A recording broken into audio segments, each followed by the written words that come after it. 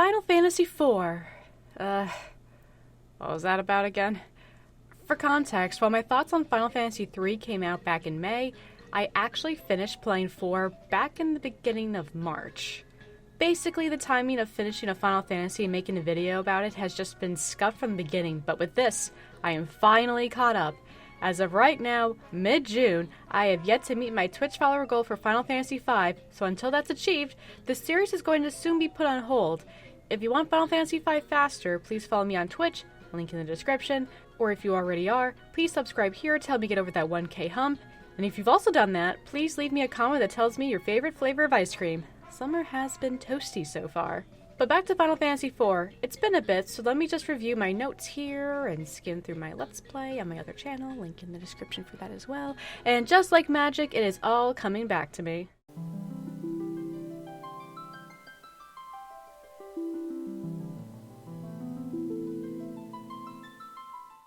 So unlike the prior games, we're getting to a point where it's getting more difficult to quickly sum up the plot without feeling like I'm skipping a lot, so this one's going to be a bit longer than previous summaries. Ahem. The Kingdom of Baron starts attacking the shit out of the other kingdoms for no reason, which sucks for said other kingdoms because Baron are the only ones with an air force. Said air force is called the Red Wings. A unit led by Captain Cecil attacks Mysidia, a different Mysidia, I'm guessing, and takes the water crystal. Because why wouldn't there be elemental crystals? I mean, would it even be a Final Fantasy game if it didn't? Cecil's been conflicted about his kingdom's actions, though I suppose not enough to not commit war crimes, and goes to the king and says, "Hey, what gives?" And the king goes, "Hey, fuck you," and strips him of his title. His definitely not evil friend Cain tries to step in, and then the king orders them both to go to Mist to kill its Eidolon and deliver a Carnelian. Okay, so no, I am going to have trouble pronouncing just some of the stuff in here, and I'm probably going to say a bunch of it wrong. So just tell me how bad I said it wrong and what you think is correct, and then go through the comments and see who told me to say it a different way and be like, hey, you know what, it could be that too. So the king orders them both to go to Mist to kill its Eidolon and deliver a Carnelian signet. They do both those things, but turns out the signet was full of bombs that decimate the town. A young girl named Rydia is a survivor, but she's pretty pissed because her mother summoned that Eidolon, and now she's dead. Unable to control herself, she summons Titan, and once the dust settles, Cain has mysteriously vanished. Definitely with the best of intentions, though. No worries. Cecil takes Rydia to safety, or so he thinks, until Baronian soldiers attempt to kill her. He saves her, and Rydia, realizing there isn't therapy to help her through such big feelings, decides to put her conflicting feelings for Cecil into the vault, and goes along with him. Their first quest is to tend to Cecil's girlfriend. She decided to follow him out of Baron to this town, but she went ahead and caught desert fever. A sand pearl from Damcian is the only cure, so off they go, and along the way they join up with a sage named Tella. He's also headed to Damcian. You see his daughter Anna eloped with Edward the Bard, and he's none too happy about it. They arrive in the city, but put a pin in that because the Red Wings are back and bomb the shit out of the castle, taking their fire crystal with them. Inside, everyone is dead, including the king and queen, except for Anna and Edward, though for one of them, not for long. Edward, it turns out, is the Prince of Damcian, rip his parents. The Red Wings are led by some guy named Golbez, and Anna will soon be dead as well, for she shielded Edward from the explosions. Tella vows revenge against Baron and bamfs off, and while Edward would rather not deal with Rydia and Cecil right now, he realizes that there isn't therapy to help him through such big feelings, and so he decides to put his grief into the vault and joins the party. They get the pearl and head back to Rosa, who informs them of Baron's next objective, which involves, you guessed it, bombing the shit out of another kingdom. This time it's Fabul so they can steal their Crystal of Wind. So she joins the party and they head out. They run into a Fabul monk, so they take him along too. They somehow beat Baron there and warn the king, but all the good that does because Baron arrives soon after and forces their way into the crystal chamber. Cain appears and attacks Cecil? Say it isn't so. A trusted companion who disappears at the start of the game and comes back evil? Unheard of. So yeah, that happens, but Cain hasn't quite finished his glass of Kool-Aid yet and hesitates, which causes Golbez, oh yeah, he's here too, to kidnap Rosa. Checks out. So of course they've got to rescue her, but there be a sea monster, not just any sea monster, it's Leviathan. Rydia gets swallowed and Cecil washes on the shores of Mysidia alone. Of course, they're not pleased to see the guy who took their water crystal, and upon meeting the Elder, Cecil is told it's time for him to have his redemption arc in the most literal of ways. He is to go to Mount Ordeals and forsake his Dark Knight class for the Paladin class, cleansing him of his sins. And if this wasn't annoying enough, we're also assigned 2 little kids to go with us so that we can still have a party. This is Palome and that's Parome. Or is that Parome and this is Palome? I don't know, I still have trouble remembering. But the gist is, she's a responsible white mage who tries to keep her brother in line, and he's a black mage with an attitude problem. On the mountain there's Tella, hoping to get the power of Meteor, a powerful spell he wants to use on his revenge quest. Cool! Now Cecil can push his babysitting duties onto him. Before reaching the summit, the party faces Scarmiglione, the most absurdly named character I think ever. He's the Archfiend of Earth sent by Golbez. The party defeats him, but an Archfiend is nothing compared to the greatest enemy of all, yourself. At the summit, Cecil is encouraged by the unexpected voice of his father. Cecil, now a paladin, must defeat his darkness. And by defeat, I really mean defend. Like, just stand there and he eventually gives up. Like, I think I get the point, but it's not like this applies in literally any other situation. Like, that would just be called game over. You still gotta, beat up the enemies. There's no pacifist run. This isn't Undertale. But now that he's all bright and shiny, Cecil and the gang head to Baron, and turns out the king is the Archfiend of Water named Cagnazzo, the most absurdly named character I think ever. They defeat him, but he still manages to trap the party in one of those rooms where the walls start closing in. Palome and Parome do us a solid by becoming solid themselves. This stops the walls from moving, but because the twins chose to petrify themselves, not even Tella can restore them. But with seeing a vacancy in the party, Sid provides his services and his airship, the Enterprise. We technically saw Sid earlier in the game, but he didn't really do a whole lot up until this point, so Sid's here now. The next crystal up is Earth, and Kane tells Cecil that he'll exchange Rosa's life if he brings the crystal to him. They head to Troria to get it, but it turns out it's already been stolen by the Dark Elf. Conveniently enough, Edward was washed up in Troria, and while he is in no condition to be physically present, he's still able to use his Bardist wiles to help defeat the Dark Elf.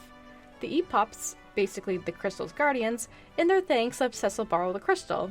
I don't think they actually understand why he wants to borrow it, or that, as far as we know, he has no intention of ever giving it back. Might have been better off with the Dark Elf, to be honest. Especially since after Cecil hands it over, Golbez, shockingly, doesn't want to give up Rosa. Tella casts Meteor, which of course doesn't kill him because Tella is not the main character, but it does break Golbez's hold on Kane. Golbez retreats and Tella dies from the classic I put my all into that attack bit.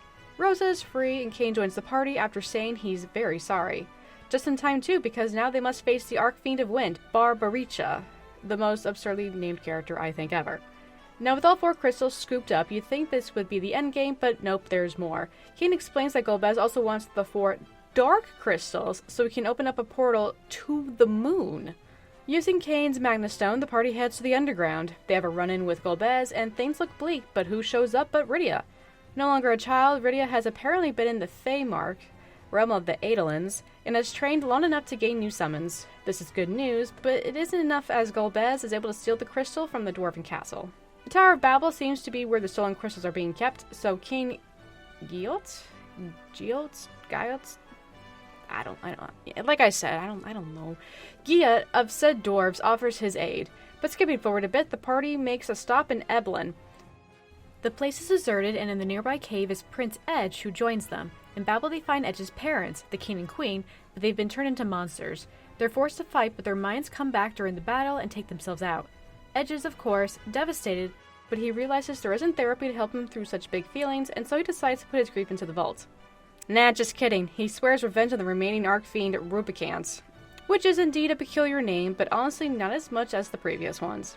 Rubicant escapes and the party is bested instead by a trap door, so they're unable to reclaim the crystals. But there is still one left, so King Giote, having no reason to believe they could possibly fail, gives them the key to the sealed cave where the remaining crystal is. The party goes to get the crystal, but like a rash that never quits, Golbez appears and reinstates control over Kane, and has him steal the crystal from them. King Giote, dwarf of all answers, claims that the only remaining option now lies with the lunar whale. To do this, the party heads back to Mysidia, where the Elder summons it. But rather than it being a traditional whale, it is a spaceship that rises from the ocean with the capability of reaching the Red Moon. Once on the moon, they meet Fusoya, a Lunarian. He tells the party that as a race, Lunarians once tried to colonize the Blue Planet, i.e. where the party just came from, but decided to reside on the moon until there was a way for them to live peacefully with the humans. A Lunarian named Zemus, however, wanted to have it by force, and while he didn't succeed, his influence did reach some humans such as Golbez. The big plan all along was for Zemus, using Golbez, to activate the Giant of Babel to wipe out humanity. Fusoya also shares that his brother Kluya had gone to the Blue Planet to teach the humans, and he ultimately had 2 sons, one being Cecil, making Cecil half Lunarian. Fusoya and the others head back to the Blue Planet to find the Giant awake and well. Everyone met along the way, comes together for a counterattack, while the party heads into the Giant itself. Inside, they defeat the Archfiends and destroy the Giant's CPU. Golbez flares up again, but Fusoya breaks the hold that Zemus has had on him. In his clarity, Golbez remembers that he is the older son of Kluya, making him and Cecil brothers. Humans had killed Kluya, and their mother Cecilia had died giving birth to Cecil. It was during this vulnerable time that Zemus took his hold on Golbez, his real name being Theodore. Cain is freed for real this time, and eventually everyone returns to the moon for the final showdown against Zemus. If I had a nickel for every time I almost said Zemnis instead of Zemus during this, I would have several nickels. Fusoya and Golbez do manage to defeat him, but that only unleashes Zeromus, a stronger being of Zemus's reborn spirit and hatred. With help from the prayers of everyone gathered at the Tower of Prayers, the party emerges victorious and the Lunarian threat is quelled. Fusoya remains on the moon and Golbez chooses to remain behind, but not before Cecil calls him brother. And after that, basically every kingdom becomes ruled by a party member. Edward, King of Damcian, Edge, King of Eblan, Jan and his wife Sheila, King and Queen of Fabul. Jan was the name of that Fabul monk that we ran into a while back. I didn't really mention him a whole lot, but he was there! And Cecil and Rosa get married and become King and Queen of Baron. Cain does not get to become a king, but instead goes to Mount Ordeals to train until he no longer feels like a piece of shit. That ended up being a lot longer than I was anticipating, but I felt the need to give a clearer picture of the story this time, especially for a reason I'll reveal at the end of the video. But while the cast got bigger and more diverse, the locations more varied, I still wish Final Fantasy would get away from the broad strokes I've been saying since comparing 1 to 2. No more elemental crystals, either retrieving or failing to retrieve them. Though I will give it this, that it was to power a supercomputer giant rather than disrupt the balance of darkness and light. I mean, that was pretty neat. Also, no more brothers who are evil but then get better. I feel like the only reason they didn't do this in 1 and 3 was that the party members didn't have names. But Sid can stay. Now, in terms of combat, the biggest and most obvious change is instead of being a turn-based battle system, it's now an active time battle system, meaning that you no longer have the luxury to take your time between turns to think about your next move.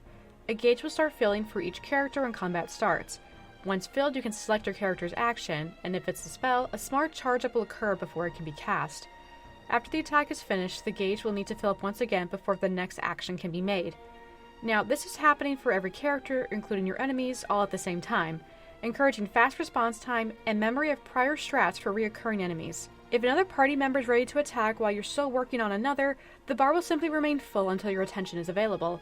While everyone's gauges are filling up together, though sometimes at different rates, only one character/enemy can perform an attack at a time, and if you, let's say, need to get up in the middle of a battle, the enemies will just keep attacking as they're ready, regardless of how long or little it's been since you've last attacked. Unfortunately, you don't have access to their gauges, which makes planning your next move occasionally tricky. Like, would you be able to get in another attack, or should you heal now on the off chance they'll attack first? I've talked about this before, but not knowing the attack order of a battle is an RPG pet peeve of mine. Using active time battle mode was jarring at first. I knew it was coming sooner or later, but I didn't realize it was now. I was resistant to it at first, but eventually got used to it. I think I prefer turn-based for the aspect of being able to stop and think and explore menus for options without getting my ass beat, but I think I'm just gonna have to grin and bear it for however many games that do it. If not all of them? I really don't know. I'm sure/hope I'll get better at it. Just don't take the auto battle button away, please. I like it very much. The jobs of your characters are now a part of the story, so no job switching or job leveling up this time. Magic also is no longer on tiers, just 1 MP total for all spells, nor do you have to grind out said spells. You'll just get the stronger versions later. They're really struggling to find a magic system they like. Wonder what 5's gonna be like. What combination of previous systems are we gonna have? Or maybe they'll just come up with something new. I don't know. As far as the party structure goes, for the first time we can have up to 5 party members. The more the merrier, though that makes it a bit more rigid on formations. You cannot have more than 3 members be either front or back, so no sending 4 or 5 people all front or back. This is fine for the most part, though putting your party members into order can be a bit annoying due to front people not being able to stand directly next to other front people, and vice versa with back people. They need to be staggered. Not sure why, but whatever. You might need to do some finagling in order to get what you're going for. Dungeons are, if I recall correctly, pretty similar to 3, so no major complaints. However, a major improvement are what are essentially safe zones. There will be a big glyph on the floor where you can not only save, as opposed to a quick save, but also use tents. This is one of the biggest improvements to the series so far, and tents have been discounted from previous games to help you actually take advantage of the feature. You can use them as often as you want, and there's usually at least a couple per dungeon, with one being close to the final boss of the area. This really helps in any grinding, and speaking of, for me there was the usual final boss grind, but I don't think it was the normal, the whole game is easy except for the last boss thing. The curve was a bit more steady this time. The occasional cryptic task is present as per standard, an example being throwing the magma rock down the well. Magic gimmicks aren't as frequent this time, but you can use float to cross lava without taking damage, which I thought was pretty clever. You don't have to do this, but it's a nice piece of magic logic. Speaking of magic, becoming stone/petrified has been nerfed.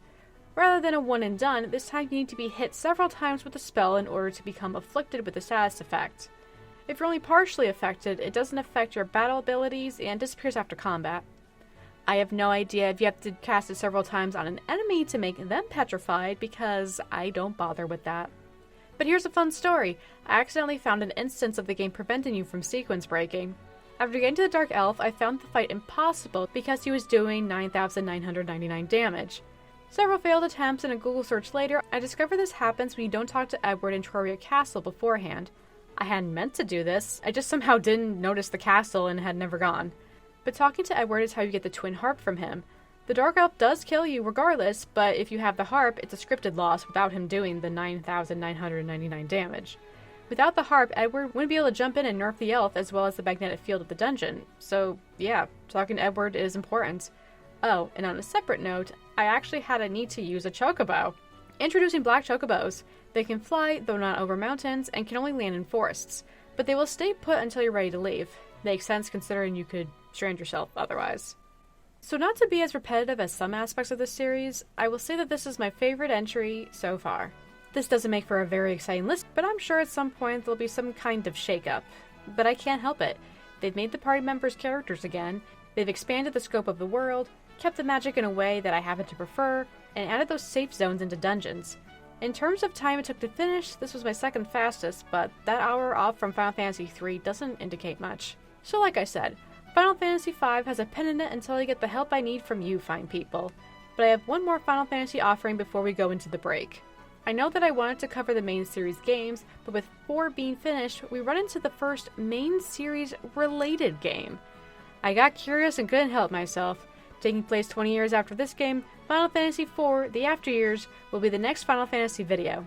I post my stream schedule weekly in the community tab if you ever want to hop in and say hello. Otherwise, I hope you all have an excellent rest of your day, and the days that follow. Bye-bye!